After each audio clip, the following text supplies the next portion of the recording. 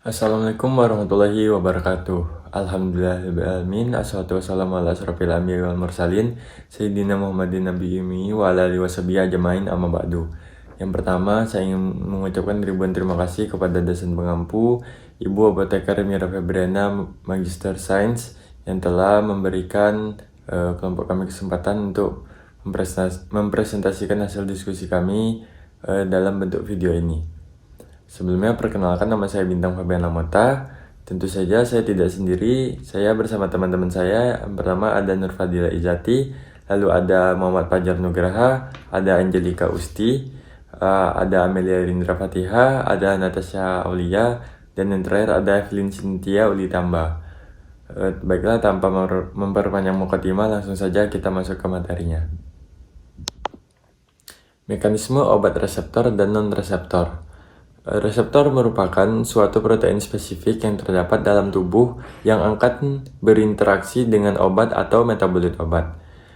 Nah, reseptor adalah molekul protein yang secara normal diaktifasi oleh transmotor atau hormon. Reseptor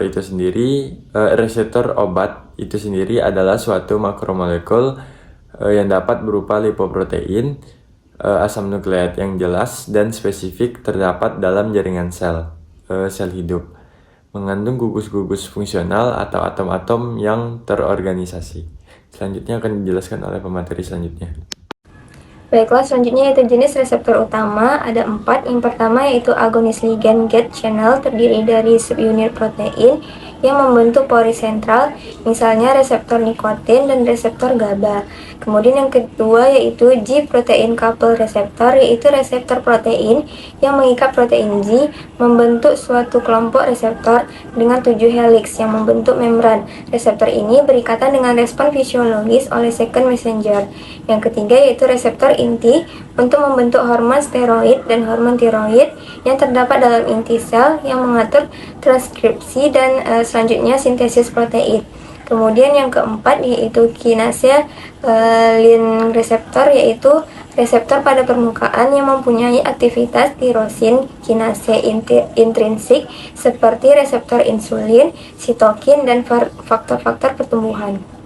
Selanjutnya yaitu fungsi-fungsi reseptor, diantaranya yaitu untuk mengenal dan mengikat suatu ligan atau obat dengan spesifitas yang tinggi, kemudian meneruskan sinyal ke dalam sel melalui perubahan permeabilitas membran, kemudian pembentukan second messenger, mempengaruhi transkripsi gen, dan merangsang perubahan permeabilitas membran sel. Selanjutnya yaitu ada jenis-jenis ikatan obat dengan reseptor. Yang pertama yaitu ikatan kovalen. Ikatan kovalen terbentuk bila ada dua atom saling menggunakan sepasang elektron secara bersama-sama. Interaksi obat reseptor melalui ikatan kovalen menghasilkan kompleks yang cukup stabil, dan sifat ini dapat digunakan dengan tujuan pengobatan tertentu seperti obat anti kanker. Kemudian jenis ikatan yang kedua yaitu ikatan ion. Ikatan ion adalah ikatan yang dihasilkan oleh tarik-menarik elektrostatik antara ion-ion yang muatannya berlawanan. Kemudian ikatan yang ketiga yaitu interaksi ion, dan yang keempat yaitu ikatan hidrogen. Ikatan yang selanjutnya yaitu ikatan van der Waals. Ikatan van der Waals merupakan kekuatan tarik-menarik antar molekul atau atom yang tidak bermuatan dan letaknya berdekatan. Kemudian ikatan hidrofob. Ikatan hidrofob merupakan salah satu kekuatan penting pada proses penggabungan daerah nonpolar molekul obat dengan daerah nonpolar reseptor biologis. Selain itu ada juga yang namanya ikatan sigma dan ikatan PHI. Selanjutnya yaitu mekanisme kerja obat reseptor. Yang pertama yaitu agonis. Agonis A berikatan dengan reseptor R, dan energi kimia yang dilepaskan pada ikatan menginduksi perubahan konformasi yang melepaskan rangkaian kejadian biokimia di dalam sel, menyebabkan adanya respon air aksan. Persamaannya adalah sebagai berikut: A ditambah R menjadi AR menjadi air aksan, di mana yang pertama itu afinitas dan yang kedua itu efikasi. Agonis parsial tidak dapat membawa respon maksimum yang sama dengan agonis penuh, bahkan jika afinitasnya pada reseptor sama. Kemampuan agonis sekali berikatan mengaktifasi reseptor dinamakan efikasi, yaitu A. Agonis penuh yang memiliki efikasi tinggi dan dapat menghasilkan respon maksimum, ketika menduduki persentase kecil reseptor yang tersedia. B. Agonis parsial yang memiliki efikasi rendah dan tidak dapat menimbulkan respon maksimum bahkan jika menempati seluruh reseptor yang ada. Yang kedua yaitu antagonis. Antagonis berikatan pada reseptor namun tidak mengaktifasinya, dan antagonis tidak menginduksi perubahan konformasional sehingga tidak memiliki efikasi. Senyawa ini dapat mencegah ikatan reseptor pada agonis sehingga menghambat kerja agonis. Ada dua tipe antagonis, yaitu yang pertama ada antagonis kompetitif dan yang kedua yaitu ada antagonis non-kompetitif. Yang pertama yaitu antagonis kompetitif. Dalam hal ini, antagonis mengikat reseptor di tempat ikatan agonis secara reversibel sehingga dapat digeser oleh agonis kadar tinggi. Contoh antagonis kompetitif yaitu antihistamin. Dan yang kedua yaitu antagonis non-kompetitif. Antagonis ini adalah suatu keadaan ketika obat antagonis memblokade suatu tempat tertentu dari rangkaian kejadian yang diperlukan untuk menghasilkan respon suatu agonis. Hambatan efek agonis oleh antagonis non-kompetitif tidak dapat diatasi dengan meningkatkan kadar agonis. Akibatnya, efek maksimal yang dicapai akan berkurang, tetapi afinitas agonis terhadap reseptornya tidak berubah. Yang ketiga yaitu sinergisme.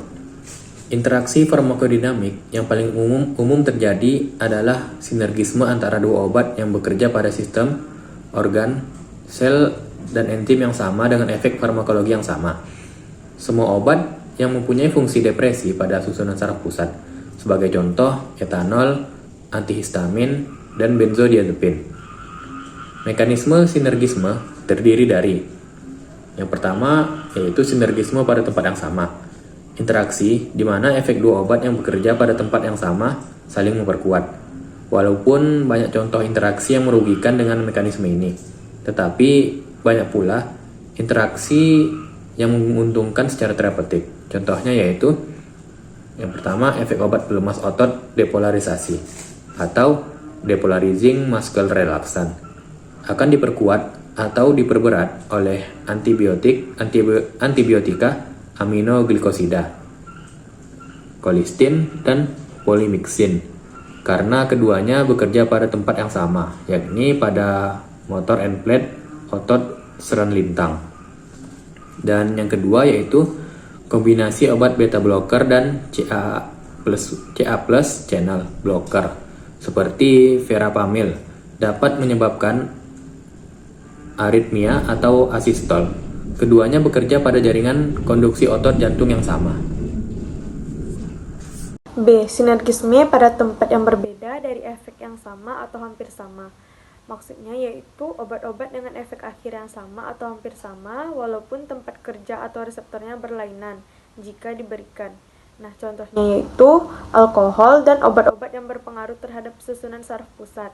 Contoh yang kedua yaitu obat yang mempunyai efek yang sama terhadap susunan saraf pusat, misalnya yaitu depresi. Lalu yang ketiga ada kombinasi antibiotika, misalnya itu obat penisilin atau antibiotik penisilin dan aminoglikosida. Dan yang terakhir yaitu kombinasi beberapa obat antihipertensi. Contoh aksi obat berdasarkan sifat fisika. Yang pertama massa fisis, contohnya laktosa dan biji psyllium, yang mana akan mengabsorpsi air jika diberikan secara peroral, sehingga volumenya itu mengembang dan memacu peristaltik. Lalu yang kedua osmosis, itu contohnya ada mannitol yang nantinya diuresis osmosis. Dan contoh lainnya magnesium sulfat yang menyerap cairan di sekitarnya, sehingga terjadi purgatif osmosis. Yang ketiga itu ada absorpsi, yaitu kaolin dan karbon aktif yang mekanisme aksinya pengobatan diare dan antidotum pada keracunan. Yang keempat itu ada gentian atau senyawa pahit yang akan memacu aliran asam klorida ke lambung sehingga menambah nafsu makan. Dan yang kelima, radioaktivitas atau radioopasitas. Senyawa 1311 pada pengobatan hipertiroidisme itu dengan cara pengendapan protein. Lalu contoh lainnya itu ada fenol, denaturasi protein mikroorganisme yang nantinya disinfektan.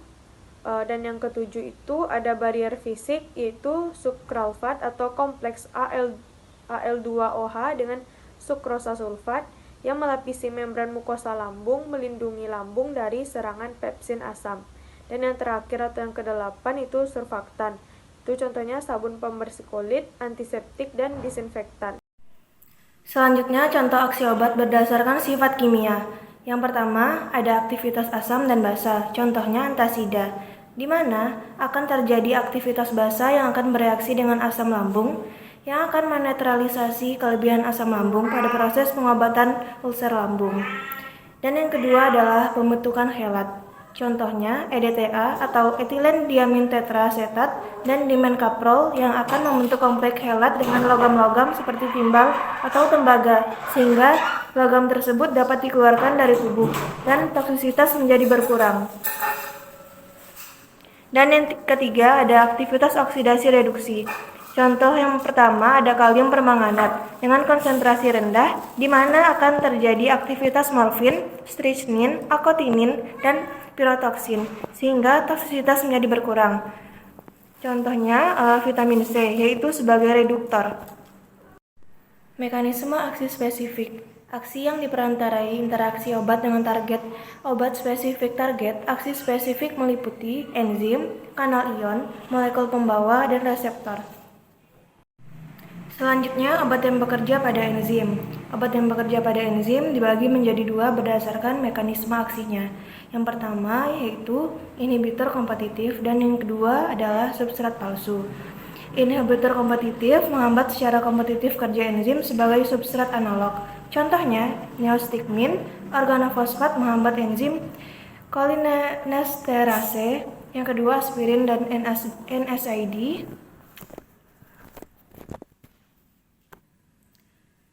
Selanjutnya, obat yang bekerja pada enzim. Obat yang bekerja pada enzim dibagi menjadi dua berdasarkan mekanisme aksinya, yaitu inhibitor kompetitif dan substrat palsu. Yang pertama, inhibitor kompetitif menghambat secara kompetitif kerja enzim sebagai substrat analog.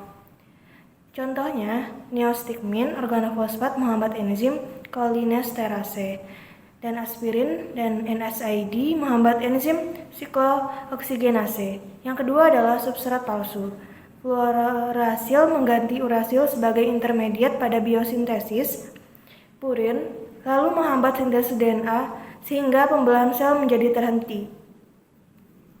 Selanjutnya adalah obat yang bekerja pada kanal ion. Obat yang bekerja pada kanal ion ini terbagi menjadi dua. Yang pertama yaitu pengeblok kanal dan yang kedua adalah modulator pembuka kanal. Nah, pada obat yang pengeblok kanal ini ia mengeblok secara fisik. Contohnya adalah phenytoin yang mengeblok kanal natrium. Di sini fungsinya adalah untuk penurunan eksitabilitas sel di mana memiliki efek anti kejang. Kemudian yang kedua, modulator pembuka kanal. Di sini dia memacu pembukaan kanal. Contoh obatnya adalah barbiturat yang memodulasi terbukanya kanal klorida yang berfungsi untuk penurunan eksitabilitas sel dan memiliki efek sedatif dan anti kejang. Kemudian selanjutnya yaitu molekul pembawa. Transport molekul organik kecil dan ion menembus membran sel, kemudian yang terlalu polar akan membutuhkan protein pembawa. Protein pembawa mempunyai sisi aktif spesifik, contohnya adalah hemikolinium yang bereaksi dengan penghambat pada transporter kolin ujung syaraf autonom. Selanjutnya yaitu mekanisme kerja agonis dan antagonis. Yang pertama, antagonisme kompetitif. Antagonisme kompetitif adalah antagonis berkompetisi dengan agonis untuk melekat ke reseptor agonis. Jika melekat, maka agonis tidak dapat berikatan dengan reseptor. Kemudian yang kedua yaitu antagonisme non-kompetitif, di mana antagonisme ini dapat berikatan dengan reseptor site dengan sifat reversible yang berikatan ke tempat lain dan second messenger. Tapi agonis masih tetap bisa berikatan ke reseptor site, namun berkurang efek agonisnya karena keberadaan antagonis.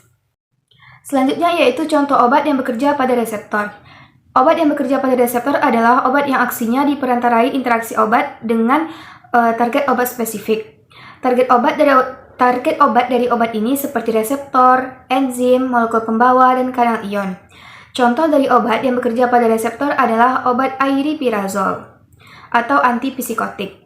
Sistem dopaminergik berperan penting sebagai modulator fungsi afektif dan kognitif. Polimorfisme reseptor dopamin D2 diketahui sebagai salah satu faktor risiko dari skizofrenia. Single nucleotide polymorphism atau SNP yang ada juga menjadi faktor penentu gejala klinis yang ada. Selain itu, SNP pada reseptor ini dapat berperan dalam efektivitas dan efek samping dari psikotik, termasuk aripiprazol. Aripiprazol ini merupakan jenis antipsikotik generasi kedua yang merupakan antipsikotik dengan efektivitas agonis parsial terhadap dopamin D2. Selanjutnya ada obat golongan beta-2 agonis yang merupakan obat yang sangat umum diresepkan dalam pengobatan asma. Terdapat dua kelompok, yaitu short acting dan long acting. Beta-2 agonis bekerja dengan cara mengikat beta-2 adrenergic reseptor, di mana beta-2-AR yang terangsang menyebabkan peningkatan produksi adenosine monofosfat atau CAMP dan protein kinasa APKA. Selanjutnya contoh obat yang bekerja pada non-reseptor, di mana obat yang bekerja pada non-reseptor adalah obat yang aksinya tidak diperentarai interaksi dengan target obat spesifik atau reseptor, tetapi obat ini akan beraksi berdasarkan sifat kimia dan fisika sederhana. Contohnya seperti surfaktan, kaolin, dan antasida non-absorban. Selanjutnya ada kontraindikasi dan indikasi dari pemberian obat reseptor dan non-reseptor. Contohnya bisa diberikan secara intramuskular, terus yang kedua diberikan secara intravena, yang ketiga diberikan secara subkutan, dan yang keempat diberikan secara intrakutan. Nah, yang dapat disimpulkan itu adalah reseptor merupakan suatu protein spesifik yang terdapat di dalam tubuh yang akan berinteraksi dengan obat atau metabolit obat. Reseptor obat adalah suatu makromolekul yang berupa lipoprotein, asam nukleat yang jelas dan spesifik terdapat di dalam jaringan sel hidup yang mengandung gugus-gugus fungsional atau atom-atom terorganisasi G protein coupled reseptor, yaitu reseptor protein yang mengikat protein G membentuk suatu kelompok reseptor dengan 7 helix yang membentuk membran. Agonis itu merupakan obat yang berikatan dengan reseptor dan menimbulkan efek, sedangkan antagonis berikatan dengan reseptor namun tidak mengaktifkan reseptor. Demikian hasil presentasi dari kelompok kami. Maaf apabila ada salah kata, perbuatan, maupun ucapan. Saya akhiri, wabillahi taufiq wal hidayah. Wassalamualaikum warahmatullahi wabarakatuh. Terima kasih semuanya.